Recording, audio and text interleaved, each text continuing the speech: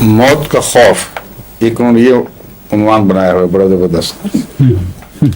ये तो जिस तरह होता है ना चीप नावल,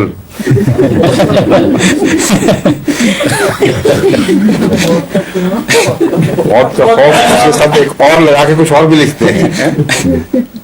ये तकलीफ अक्सर और बेशतर औरतों के खतूत में पढ़ी जाती है, मिलती है वहाँ, लजना से ताल्लुक है। हाँ कहते हैं एक दफा एक 75 साल खातून को ये वहम हो गया था कि वो अचानक मर जाएंगी, और 75 साल को हुआ था तो इतना गलत भी तो इसमें तो ताजुब की क्या बात है। कहते हैं उनको मशवरा दिया गया कि आप आज से 1000 खाए में नोट लिख दिया, आज से 1000 खाएं।